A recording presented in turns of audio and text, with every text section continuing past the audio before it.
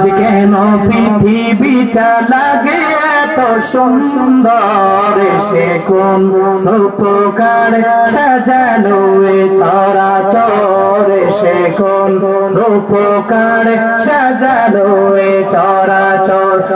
আজ কেন পৃথিবীটা এসে কোন উপকার সাজানো এ চরাচর, সে কোন চারিদিকে নবরূপে করে ধরা জন্মান, সেই রূপ দেখে আখিদয় সুশীতল, আখিদয় সুশীতল, আখিদয় সুশীতল। কেটে গেছে কুৎসিত নিশীথের দ্বীপ্রহর, সে কোন উপকার সে কোন উপকার সাজানো এ চরাচর, সে কোন উপকার। বনে বনে ফুটে ফুল করে পাখি কলরব, সবখানে কেন এত আয়োজন, উৎসব আয়োজন, উৎসব আয়োজন, উৎসব গুঞ্জনে মুখরিত গোটা মরুপ্রান্তরে, সে কোন উপকার সাজানো এ চরাচর, সে কোন সাজানো এ চরাচর, সে কোন উপকার। উল্লাস করে আজ সাহারার লোহাওয়ায় পুরাদের জলরাশি কুলে কুলে ওছলায়, কুলে কুলে ওছলায়, কুলে কুলে ওছলায়। পর্বত চূড়া হতে নেমে আসে নির্ঝরে, সে কোন উপকার চরে, সে কোন উপকার সাজানো এ চরাচর, সে কোন উপকার সাজানো এ চরাচর। আজ কেন পৃথিবীটা লাগে এত সুন্দর, সে কোন উপকার সাজানো এ চরাচর, সে কোন উপকার সাজানো এ চরাচর, সে কোন উপকার সাজানো এ চরাচর, সে কোন উপকার সাজানো এ চরাচর। কুল আতিউল্লাহ ওয়ার রাসূল ফাইন তাওয়াল্লাউ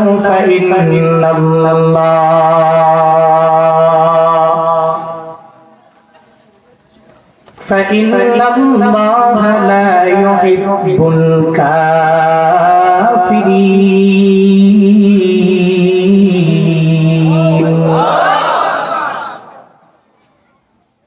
আল্লাহ বলেন, মানুষ নবীর মাধ্যমে সব মানুষদেরকে আল্লাহ জানায়া দিলেন, নবী উম্মতের আপনি বলেন এরা এক আল্লাহর ইতাআত করবে, এক আল্লাহ আনুগত্য করবে। আল্লাহকে দেখা যায় না, ছোঁয়া যায় না, ধরাও যায় না। এমন কোন বান্দা নাই যে আমার আল্লাহকে পুরা জিন্দেগিতে মিলাইয়া দেখতে পেরেছে, একজনও পারে নাই। এখানে এমন কেউ নাই যে দাঁড়াইয়া বলতে পারবে হুজুর আমার আল্লাহকে আমি পরিপূর্ণ দেখতে পেয়েছি, একজনও বলতে পারবে না। একজনকে দেখাও যায় না। একজন কিভাবে চলে, কিভাবে যায়, কোন দিকে যায়, কোন দিকে দৌড়াইয়া যায়, ওই ব্যাপারে জানাও যায়, কিন্তু দেখা যায় না। তো অনুসরণ কেমনে করা যাবে, কেমনে অনুসরণ করব? এলাকার মেম্বার যদি একটা টিম গঠন করে সবাই জানায় দেয়, হ্যাঁ টিমের লোকেরা আমি মেম্বারের ফলো করা লাগবে, আমি মেম্বারের অনুসরণ করা লাগবে, অনুকরণ করা লাগবে। মেম্বার যদি বলে তার টিমের সব মেম্বারেরা বলবে এই মেম্বারের অনুসরণ করার জন্য যা করা লাগবে। মেম্বার যদি ডান দিকে যায় আমিও ডান দিকে যাওয়া লাগবে, ও যদি বাম দিকে যায় তাহলে বাম দিকে যাওয়া লাগবে। আমি জুনায়েদ আল হাবিব যদি এই এলাকার সব মানুষের আমি জানাইয়া দেই আপনারা আমার মতো চলা লাগবে, মানে আমি যেভাবে চলবো ওইভাবে আপনাদের চলা লাগবে। এর মানে হলো হুজুর যদি সানগ্লাস লাগায় তো আমি লাগাবো, হুজুর যদি না লাগায় তাহলে আমি লাগাতে পারবো না। হুজুর যেই টুপি মাথায় দেয় তাহলে ওই টুপিটাই মাথায় দেওয়া লাগবে। হুজুর যেই জুব্বা পরিধান করে ওই কাপড়গুলো কিনে জুব্বা বানানো লাগবে। হুজুর পায়জামা পরলে পায়জামা, হুজুর লুঙ্গি পরলে লুঙ্গি পরে পরে যাওয়া লাগবে।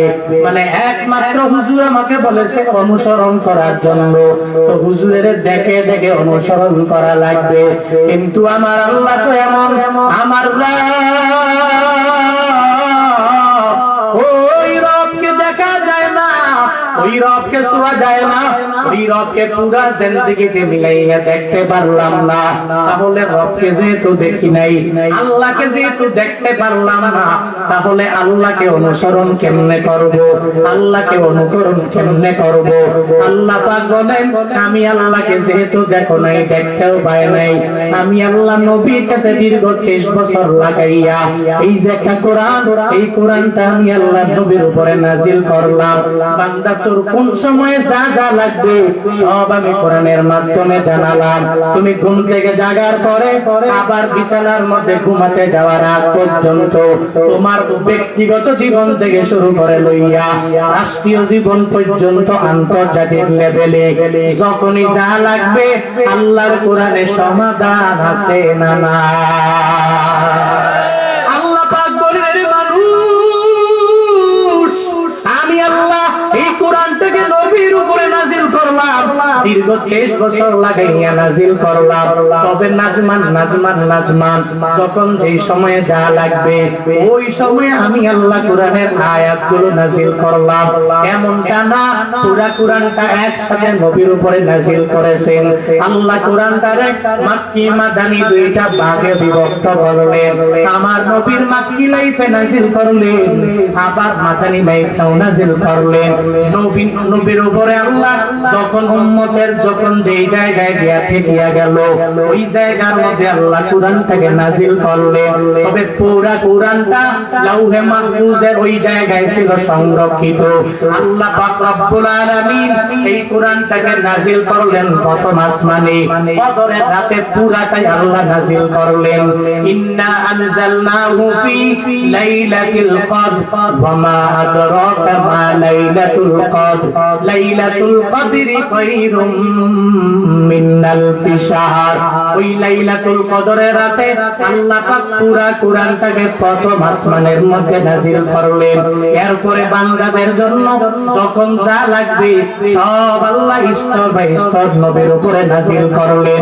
বলে আল্লাহকে যেহেতু দেখা যায় না, আল্লাহকে যেহেতু ছোঁয়া যায় না, আল্লাহকে যেহেতু পুরা জিন্দেগি ভর, আল্লাহকে যেহেতু কেমন আল্লাহ দেখতে ওইটা বান্দা জানতে পারো নাই, আল্লাহর কোরআন মেনে নাও।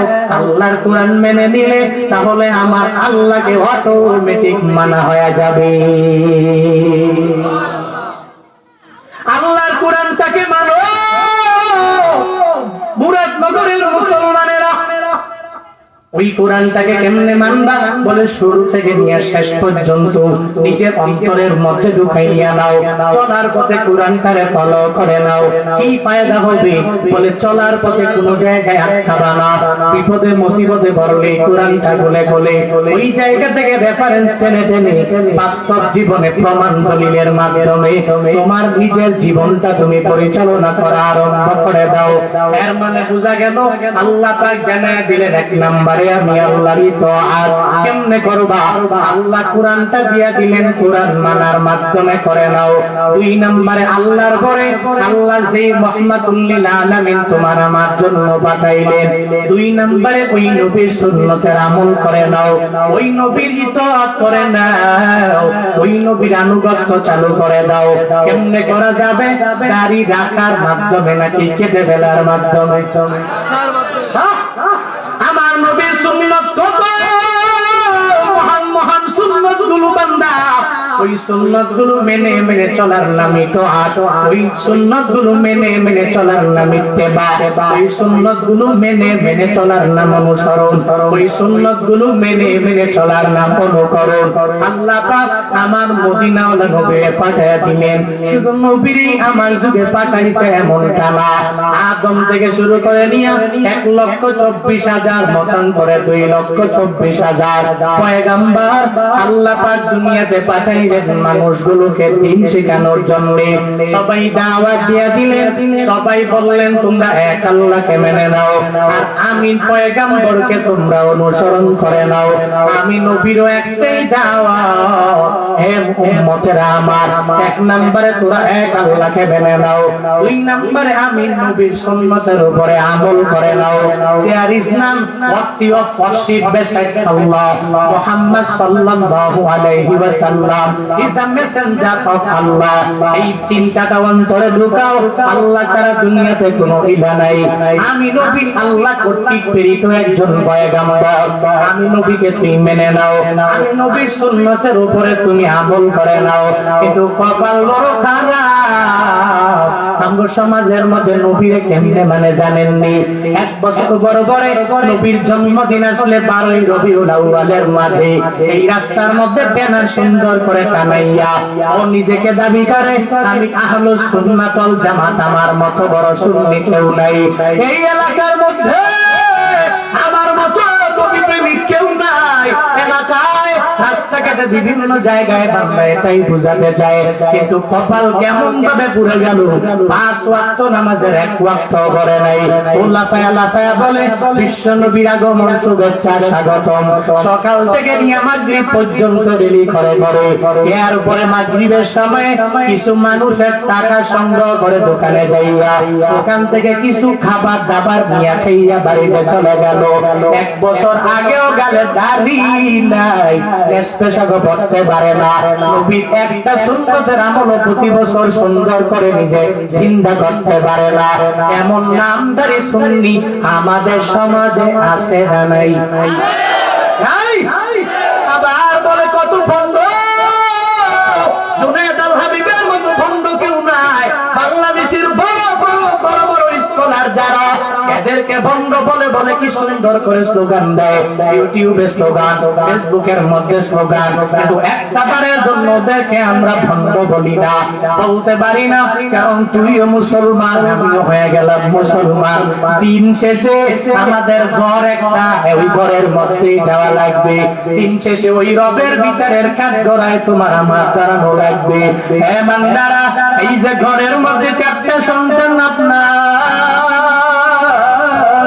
ওই সন্তানগুলো সকালবেলা চলে গেল সব জায়গায় ঘুরে ঘুরে একজনে চলে গেল সৌদি আরব একজনে সিঙ্গাপুর আরেকজনে মালয়েশিয়া আরেকজনে বাংলাদেশে বিভিন্ন জলার মধ্যে কাজ করে মাটি খেতে খায় 4 জন ছেলে আপনার 4 জন ছেলে 4 জায়গায় থাকার পরে যখন সন্ধ্যা হয়ে যাবে বেলা যখন ফুরিয়ে যাবে এদের কাজ কর্ম যখন শেষ হবে তখন একই ঘরে সবার গন্তব্যস্থান হয়ে যাবে সব সন্তানেরা দৌড়াইয়া চলে আসবে ঘরের মাঝে বলে এই ঘরই আমার বাবা আমার মা সবাই মা বাবার মহব্বতে অটোমেটিক্যালি চলে আসবে মুসলমানদের মাঝে এরকম এরা যদিও আকীদা লালন করে আমাদেরকে গালি দেয় কিন্তু এদেরকে দূরে সরিয়ে দেই না কারণ এদের রব যে আল্লাহ আমাদের রব চিল্লায় বলো তার না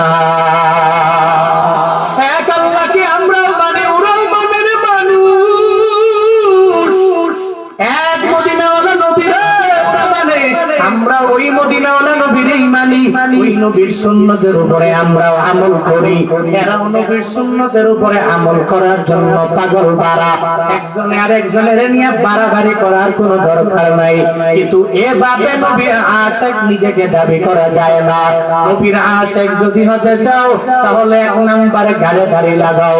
নবীর আশিক যদি নিজেরে বানাইতে চাও তাহলে পেশাক করে নাও। নবীর আশিক বানাইতে চাও পাঁচ বেলার নামাজে তুমি দৌড়াইয়া যাও। নবীর আশিক যদি নিজেরে বানাইতে চাও তাহলে সুন্নতের আমলগুলো কন্টিনিউ করে নাও, তাহলে অটোমেটিক আমার নবীর সুন্নতের একজন প্রেমী করা যাবে। কেমন হবা? সাহাবায়ে কেরামদেরকে চলার পথে অনুকরণীয় আদর্শ বানাও। এরা কেমন ছিল? এদের জবান দিয়ে একটা বারের জন্য এরা বলে নাই, প্রকাশ করার জন্য বলে না, নাম ফুটানোর জন্য বলে না আমি নবীর আশিক, এটার নাম ফুটানোর জন্য এরা বারবার বলে না, বেনা টানাইয়া বলে না আমি সুন্নি, আমি সুন্নতের আমল করি জন্য বেনা টানায় না। এদের অন্তরের মধ্যে আমার নবীর প্রতি কি পরিমাণ মায়া। ওই হামজালার দিকে তাকাও, দেখো যেই হামজালা নিজের তাজা রক্তগুলো জমিনের মধ্যে বিলীন করে দিলে, যেই হামজালা নিজের জীবনটাকে জীবন মনে করে না, এই ছোট্ট ছোট্ট সাহাবীরা আমার নবীর জন্য নিজের জীবন দিতে পাগল পারা হয়ে গেলেন। হযরতে বেলালের কাহিনী দেখেন, নবীর প্রেমে পাগল পারা হইয়া উমাইয়া এত পরিমাণ আঘাত, এত পরিমাণ মারে, এরপরেও জবানের মধ্যে নবীর নাম, এরপরেও জবানের মধ্যে আল্লাহ নাম। আল্লাহ যেই বেলাল রে এত পছন্দ করলেন, নবীও পছন্দ করে। মসজিদ নববীর মুয়াজ্জিন হযরত বেলাল রে বানায়া দিলেন। বেলাল প্রত্যেকদিন হাইয়া আলাস সালাহ, হাইয়া আলাল ফালাহের সাউন্ড দেয়, প্রতিদিন আওয়াজ দেয়, হে মুসলমানেরা তোমরা নামাজের দিকে দৌড়াইয়া আসো, তোমরা সফলতার দিকে দৌড়াইয়া আসো। হযরত বেলালের কাজ হলো ওই মিনারার মধ্যে দাঁড়াইয়া সবাইকে নামাজের দিকে আহ্বান করবে, এটা তার চাকরি, এটা তার করা লাগবে। নবীর পক্ষ থেকে বিশাল চাকরি হযরত বেলাল পেয়ে গেলেন। ওই জায়গায় মিনারায় দাঁড়াইয়া প্রতিদিন যখন নামাজের দিকে ডাকে, ফজরের সময়ে একদিন হযরত বেলাল সাউন্ড দেয়, হাইয়া আলাস সালাহ বলে না, হাইয়া আলাল ফালাহ বলে না। হযরত বেলাল হঠাৎ করে সাউন্ড দেয়, হাইয়া আলাল জিহাদ। আল্লাহু আকবার পড়বেন না? প্রতিদিন হযরত বেলাল সাউন্ড দিল, আসো নামাজে যাওয়া লাগবে। নামাজের দিকে আসলে তুমি সফল হতে পারবা, আসো না নামাজের দিকে, আসো না কল্যাণের দিকে, আসো না মসজিদের দিকে, আসো না। প্রতিদিন এভাবে সাউন্ড দেয়। হযরত বেলাল হঠাৎ করে একদিন সাউন্ড দিয়ে দিল, হাইয়া আলাল জিহাদ, জিহাদের দিকে যাওয়া লাগবে, সবাই আয়। নামাজের দিকে না ডাকিয়া জিহাদের ময়দানে যাওয়ার জন্য সবাইকে ডাকবে। ওই মসজিদে নববীর পাশে এক আল্লাহর বান্দি মহিলা এই সাউন্ড শোনার পরে অটোমেটিক চোখ দিয়ে বেয়ে বেয়ে টপ টপ করে পানি পড়ে। ওই মায়ের পাশে তার একটা ছোট্ট সন্তান যখন মায়ের পাশে ঘুমায়া রয়েছে, ওই ছোট্ট সন্তানের উপরে একটা চোখের গোটার পানি যখন পড়ে গেল, ছোট্ট বাচ্চা মা যখন চোখের পানি ফেলায় কান্না করে, মায়ের কান্না সন্তান সহ্য করতে পারে না, তা সে তার মাকে জানিয়ে দেয়, ও মা তুমি কেন কান্না করো? প্রতিদিন ওই বেলাল সাউন্ড দিয়ে দিল, মা নামাজের দিকে আসো, কল্যাণের দিকে আসো। যখন আযান দেয় তুমি মুসল্লার মধ্যে দাঁড়ায় যাও, আর ওই মুসল্লায় দাঁড়াইয়া তুমি নামাজ পড়ো, নামাজ পড়ো, কোরআন তিলাওয়াত করো। এরপরে আমার বাবার জন্য তুমি দোয়া করো, আমার জন্য তুমি দোয়া করো। আজকে বেলাল এমন কি আওয়াজ দিয়ে দিল, সেই আওয়াজ শোনার পরে তুমি চোখের পানি ফেলায় কান্না করো গো মা। মা যদি কান্না করে সন্তান হয়ে কঠিন কালে এটা সহ্য করতে পারবে না। এলাকার মধ্যে যেই মায়েরা দেখবেন মাঝে মাঝে অন্য কোনো মানুষের কথায় আঘাত পাইয়া ওই মা যখন চোখের পানি ফেলায় ফেলায় কান্না করে, সন্তান বলে, মা না না, তোমার চোখের পানি আমি সন্তান হয়ে বরদাস্ত করতে পারি না। ওই শত্রুটাকে ধরে আনো, তাকে দুনিয়া থেকে বিদায় করে দাও। দুনিয়া দুনিয়া থেকে বিদায় করে দেওয়ার জন্য সন্তান বড় পাগল ভরা হয়ে যায়। মায়ের মহব্বত অন্তরের মধ্যে নিয়ে ওই লোকটাকে বিদায় করে দেওয়ার জন্য ওই ছেলেটা দেখবেন ছুরি নিয়ে দৌড়ায়, লাঠি নিয়ে দৌড়াইয়া যায়। কারণ কি জানেননি? মায়ের প্রতি সন্তানের মায়া আছে না নাই? সন্তানের প্রতিও মায়ের মায়া কম না বেশি? এত পরিমাণ বেশি, মায়ের কান্না সহ্য করতে পারে না সন্তানেরা। সন্তান জানায় দেয়, মা তুমি কেন কান্না করো বুঝলাম না, আমায় জানায় দাও, তোমার চোখের পানির বদলা নিতে আমি নিজেই প্রস্তুত হয়ে যাব। মাত্র 7 বছরের একটা বালক যখন মাকে বলে দেয়, মা তুমি কান্না করো না, তোমার কান্না করার কারণটা আমায় জানায় দাও। ওই মা বলে, ও সন্তান তুই জানো না, হযরত বেলাল প্রতিদিন সাউন্ড দেয়, হাইয়া আলাস সালাত সাউন্ড, হাইয়া আলাল ফালাহ সাউন্ড দিয়া দেয়। প্রতিদিনের ন্যায় জিহাদের সাউন্ড একদিন দিয়া দিল। তোমার বাবা আমার সামনে আমার সাথে এই জায়গায় যখন শোয়া, তোমার বাবা আমায় ওই সময় বলে, ও স্ত্রী আমার তরবারি দাও, এখন নামাজে যাইয়া এরপরে জিহাদের ময়দানে যাওয়া লাগবে। তোমার বাবা আমার কাছ থেকে তরবারি নিয়ে নিয়ে রওনা হয়ে গিয়েছে। আজ এতদিন হয়ে গেল, তোমার বাবার চেহারা আমি দেখতে পারি নাই, আমার স্বামীকে আর আমি দেখতে পারি নাই। আমার স্বামী নাই, আমার স্বামী চলে গেল যুদ্ধের ময়দান থেকে, আর ফিরে আসে নাই। তবে আমি আমার স্বামীর জন্য কান্না করি না। আমি এখন কান্না করি কেন জানো নি? হযরতে বেলাল সাউন্ড দিয়া দিল, যাওয়া লাগবে ওই জিহাদের ময়দানে। সবাই নিজের মাল নিয়া মসজিদে নববীতে সবাই এসে হাজির হয়ে যাও। আমার কপাল কত খারাপ, আজকে আমার স্বামীও নাই, আমার বাবাও নাই, আমার কোনো উপযুক্ত সন্তান নাই, যাকে আমি পাঠাইয়া দিব যুদ্ধের ময়দানে রওনা হয়ে যাবে। যুদ্ধের ময়দানে যাইয়া নিজের তাজা রক্তগুলো জমিনে বিলীন করে দিয়ে দিবে, নবীর প্রেমে নিজের প্রেমিক বানাবে। আমার সন্তানও নাই, তুমি আছো যাই সন্তান আমার ছোট, কিন্তু আমার কপালে তো খারাপ হয়ে গেল, আমার স্বামীটাও যুদ্ধের ময়দানে শহীদ হয়ে গেল, আমার বাবাও এই পথের প্রতি। আমার এখন ছেলে থাকলে আমি পাঠাইতাম। ওই চিন্তা নিয়ে নিয়ে নিয়ে আমি চোখের পানি ফেলায় কান্না করি। ওই সন্তান ডেকে বলে, মা তুমি কান্না করার কোনো দরকার নাই, দরকার নাই, আমার তোমার কাছে আমি সন্তান হইয়া ওয়াদাবদ্ধ হয়ে গেলাম, আমায় বিদায় দাও, আমি যুদ্ধের ময়দানে যাব যাব যাব। আমার তাজা রক্তগুলো ওই যুদ্ধের ময়দানে আমি বিলীন করে দিয়া দিয়া আমি তোমাকে একজন শহীদ সন্তানের মা উপহার দিয়া দিব। কি পরিমাণ নবী প্রেমিক দেখেছ কুমিল্লার মুসলমানেরা, এত পরিমাণ নবী প্রেমিক হয়ে গেল এরা। ছোট্ট একটা বাচ্চা নিজের তাজা রক্তগুলো জমিনে বিলীন করে দেওয়ার জন্য ওই মাকে জানায় দেয়, ও মা বিদায় দাও, যুদ্ধের ময়দানে যাওয়া লাগবে, আমি যুদ্ধের ময়দান থেকে গাজী হইয়া ফিরবো না, এই জায়গায় শহীদ হয়ে তোমাকে শহীদ সন্তানের মা বানায় দিব। এই কথা বলার পরে মায়ের মনটা অটোমেটিক বড় হয়ে গেল। সন্তানটাকে কুলের মধ্যে লইয়া মসজিদে নববীতে গিয়ে হাজির হয়ে যায়। ওদিকে নবী নামাজের শেষে একটা কাতার সাহাবায়ে কেরাম বন্দী হয়ে গেল। যুদ্ধের ময়দানে কে যাবে, কোথায় থাকবে, কিভাবে যাবে, নবী এ ব্যাপারে যখন বর্ণনা করতে লাগলেন, ওই মহিলাটা বাচ্চাটারে কুলের মধ্যে নিয়ে নিয়া একটা কাতারের শব্দের পেছনে গিয়া যখন দাঁড়ায় যায়, ওই জায়গায় দাঁড়ানোর পরে সাহাবায়ে কেরাম প্রশ্ন করে, মহিলা তুমি এখানে কেন, তোমাকে যুদ্ধের ময়দানে নেওয়া হবে না, হবে না, ও মহিলা যাও যাও, তুমি বাড়ি চলে যাও, মহিলাদেরকে নেওয়া হয় না, মহিলাদেরকে নেওয়ার ব্যাপারে কোনো পারমিশন নবী দেয় নেই, আমাদেরকে নিয়ে যাওয়া হবে, তোমাকে নেওয়া হবে না। ওই মহিলা ডেকে বলে, ও সাহাবায়ে কেরাম, না না, আমি মহিলা হইয়া যুদ্ধের ময়দানে যাব না, আমার কুলের মধ্যে 7 বছরের বাচ্চাটা দেখো। আমার স্বামী তোমাদের সাথে যাইয়া এই পথের প্রতি হইয়া নিজের তাজা রক্তগুলো বিলীন করে দিয়ে দিল। আমিও চাই আমার ছেলেটাও তোমাদের পথের প্রতি হয়ে যাক। আমার স্বামী যেই রাস্তায় গিয়া নিজের তাজা রক্ত বিলীন করে দিয়ে দিল, আমার সন্তানটা ওই পথের প্রতি হয়ে যাবে।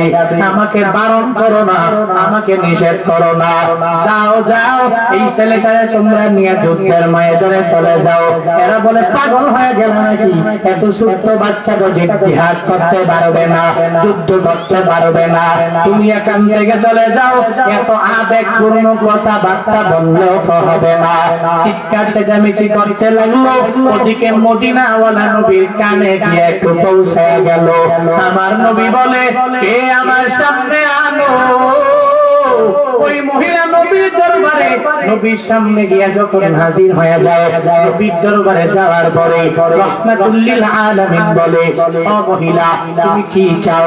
তুমি এখানে চিৎকার চেঁচামেচি করছো কেন? এই যুদ্ধের ময়দানে তোমাকে নেওয়া হবে না, যাও যাও, নিজের বাড়ি চলে যাও। ওই মহিলা নবীকে বলে, নবী, যুদ্ধের ময়দানে আমি যাব না, যাব না, যাব না। ওই যুদ্ধের ময়দানে আমার এই কুলের বাচ্চাটাকে আপনার সঙ্গে করে আপনি নিয়ে যাবেন।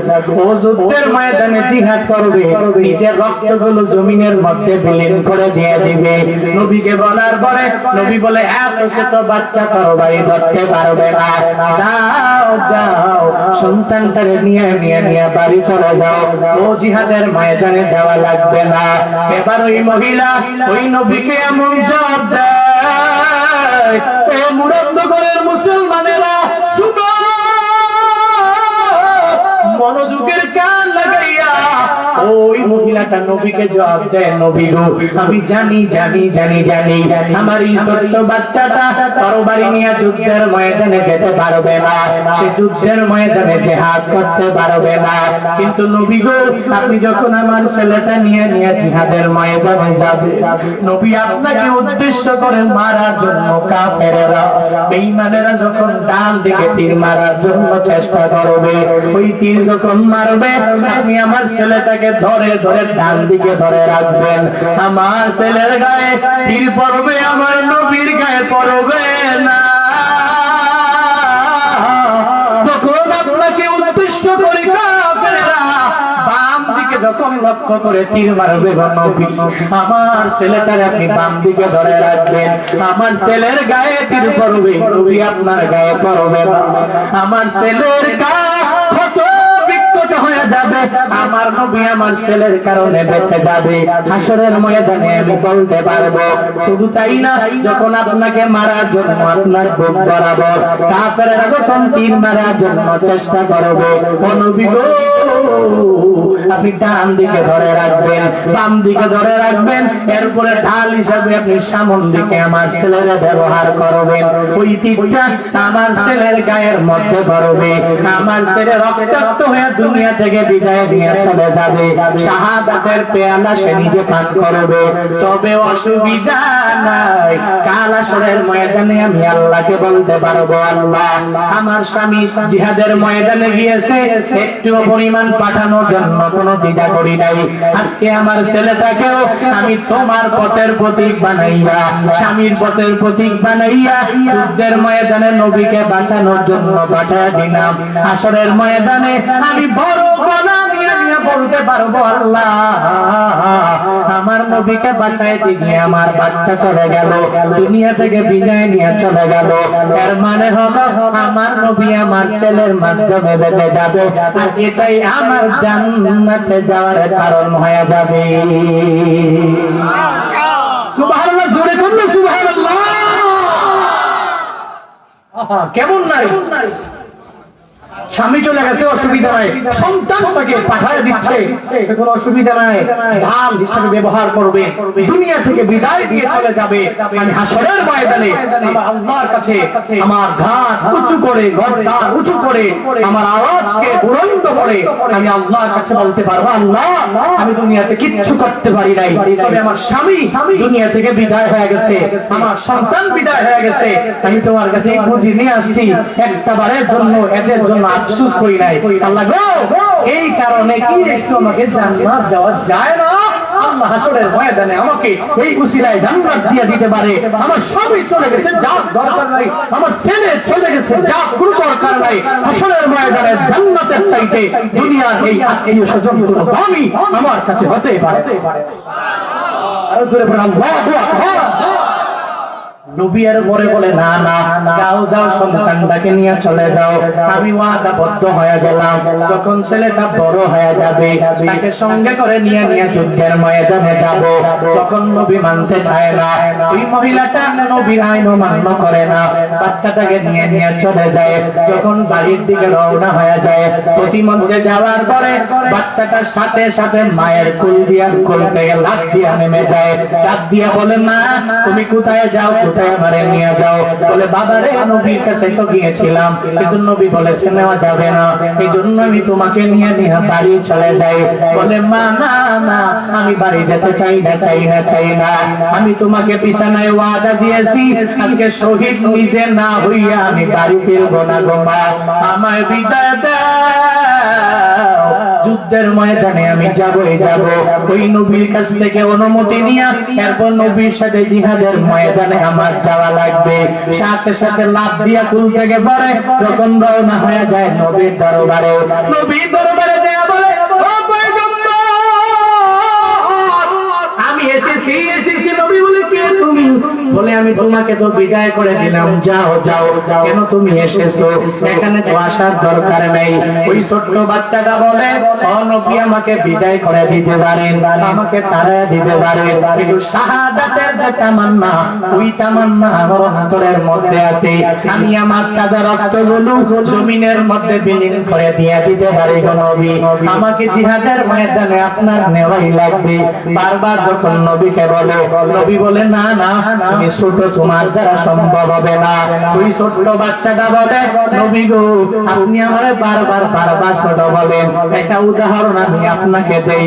নবীকে উদাহরণ দেয়, বলে আমি ছোট, আমার মা যখন সকালবেলা খাবারের জন্য ওই চুলার মধ্যে যখন আগুন জ্বালায়, আগুন জ্বালানোর সময় আমি তাকায়া দেখি চুলার মধ্যে বড় বড় লাকড়ি আগে দেয় না, আগে ছোট ছোট লাকড়ি গুলো চুলার মধ্যে দিয়া দেয়।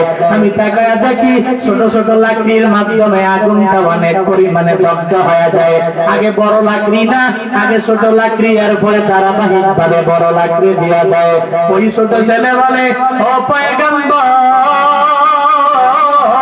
যুদ্ধের ময়দানে আমি যাবো যাবো যাবো যাবো, আমি জানি আমি ছোট মানুষ, আমি তরবারি নিতে পারি না, আমি তরবারি দিয়া যুদ্ধ করতে পারবো না, কিন্তু এই যুদ্ধের ময়দানে আমি ছোট হয়েছি, এই কারণে আমাকে ফিরাইয়া দিবেন না গো নবী। যুদ্ধের ময়দানে সবাই যখন লাইনে দাঁড়াবে, আমি সবার সামনে একটা তীর বল্লভ নিয়ে নিয়া আমি প্রথমে সঙ্গে সঙ্গে আমি নিজেই যুদ্ধের ময়দানে আগে থাকবো, আমি সবার সামনে দাঁড়াইয়া যাবো। কাফেরেরা দেখে মনে করবে এরা মুসলমানেরা ছোট্ট বাচ্চা নিয়ে জিহাদের ময়দানে আসছে, এরা আমাদের সাথে পারবে না, পারবে না, পারবে না। ওই জিহাদের ময়দানে আমি সবার সামনে হাজির, আমি আমার দুইটা হাত প্রসারিত করে করে করে করে ওই যুদ্ধের ময়দানে আমি কাফেরদেরকে উদ্দেশ্য করে বলবো, এ কাফেরেরা মারো, আমার বাবা যেই পথের প্রতীক হয়ে গেল আমিও সেই পথের প্রতীক হয়ে যাব। এরাও আমাকে উদ্দেশ্য করে করে যখনই প্রথম তীরটা আমার বুকের মধ্যে মারবে, আমার পুরা বডি থেকে রক্তগুলো জমিনের মধ্যে ঝরে পড়বে। ওই যুদ্ধের ময়দানে যদি আমি ছোট, কিন্তু আমি ছোট হওয়ার মাধ্যমে এত বড় জিহাদের ময়দানের যুদ্ধটা আমি ছোট বাচ্চার মাধ্যমে শুরু হয়ে যাবে। সুবহানাল্লাহ। নবী আমার এরপরেও বলে না না তোমাকে নেওয়া হবে না, যাও যাও, বড় হয়ে গেলে নিয়ে যাব। নবী নিতে চায় না। এই যে এত খেলা সব আমার আল্লাহ দেখে কি দেখেন? দেখেনি?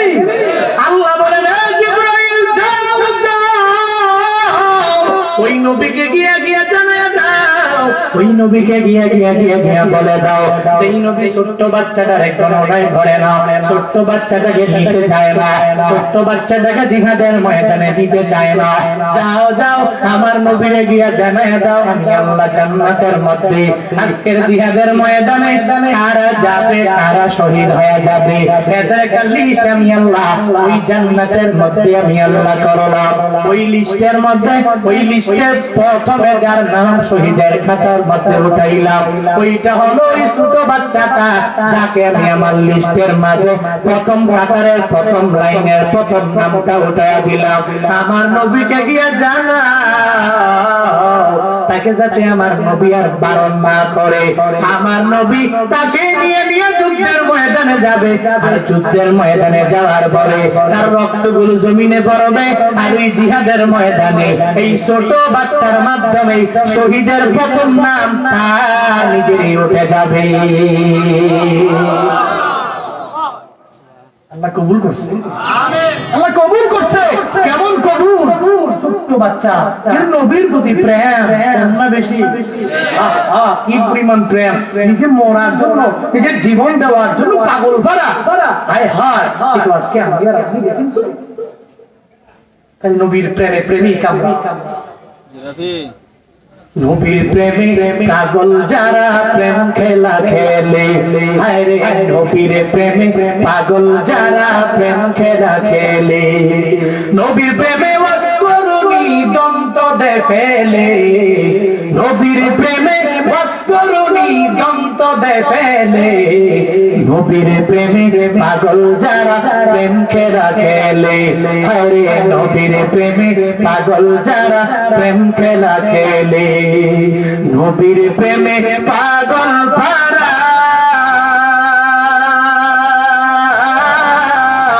জীবন দিল হানজালা, নবীর প্রেমে পাগল পারা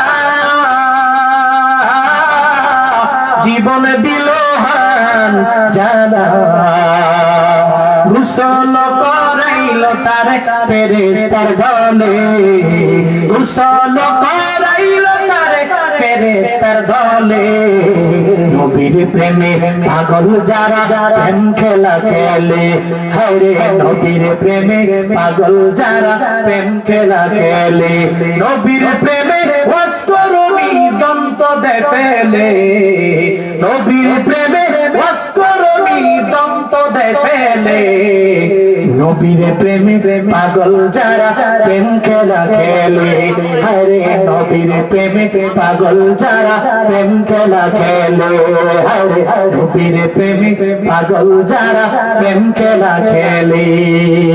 ঠিক কিনা? নিজের তাজা রক্ত জমিনে বিলীন করে দিয়ে দিল। ছোট্ট ছোট্ট বাচ্চাগুলো এদের জীবনকে জীবন মনে করে না, এদের পুরো জিন্দেগিটা বিলীন করে দেওয়ার জন্য পাগল পারা। একমাত্র এরা চায় নবীর ভালোবাসা নিয়ে জান্নাতে নত আনি জান্নাত। নবীর স্পষ্ট কথা, তুই আমাকে অনুসরণ করবি তো তুই জান্নাতে ঢুকে যাবি। সুবহানাল্লাহ।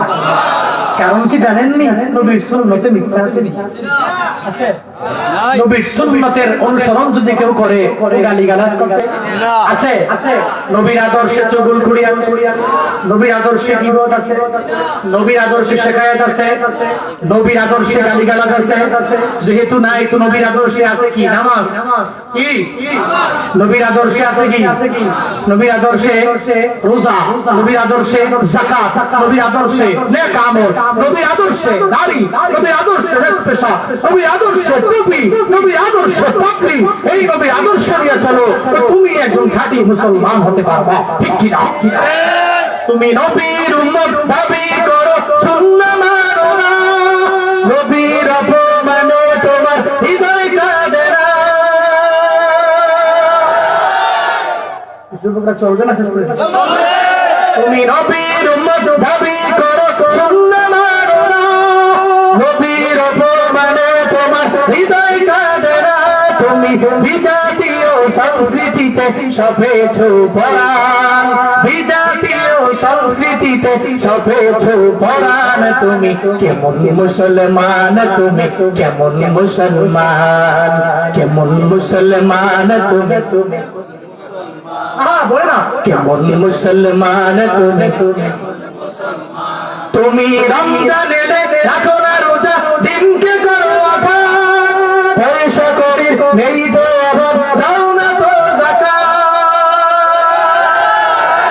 তুমি ইমানদারির বড়াই করো, নেই তোমার ইমান, ইমানদারির বড়াই করো, নেই তোমার ইমান। তুমি কেমন মুসলমান তুমি, কেমন মুসলমান তুমি, কেমন মুসলমান, কেমন মুসলমান তুমি, তুমি সুদের টাকায় বাসাতে করো, ঘুষ ছাড়ো না, নিন্দু খিরা খেয়ে মরে খবর রাখো না। তুমি ঘুষ খেয়ে বিচার করো, সাজিয়া প্রদান, ঘুষ খেয়ে বিচার করো, সাজিয়া প্রদান। তুমি কেমন মুসলমান তুমি, কেমন মুসলমান তুমি, কেমন মুসলমান, কেমন মুসলমান তুমি, নামাজের সাথে নাই পরিচয়, মানো না কোরআন, নামাজের সাথে নাই পরিচয়, মানো না কোরআন। তুমি কেমন মুসলমান তুমি, কেমন মুসলমান, কেমন মুসলমান তুমি, কেমন মুসলমান। ঠিক কি না? তোমার পরিচয় রমজান, রোজা, তোমার পরিচয় নামাজ, তোমার পরিচয় যাকাত, তোমার পরিচয় সুদ মুক্ত টাকা। সুদী লেনদেন সমাজে আছে, আছে নাই? নাই। আবার বলে কি জানেন, কোনো ইন্টারেস্ট এবং বিজনেসের মাঝে কোনো পার্থক্য নাই। বলে কি বলে, হ্যাঁ, কিন্তু ওরা জানে না একটা ইন্টারেস্ট আর একটা বিজনেস, একটা সুদ আর একটা ব্যবসা। আল্লাহ পাকের জন্য একটু জানে তো, সুদী লেনদেন করেন ওনারা দেখবেন আবার আবার কি জোরে জোরে কথা কয়, গা নিচে কইরা কই কই কে কইছে সুদ খাই, আমরা যে বিজনেস করি টাকাগুলো লাইরা চাইরা খাই।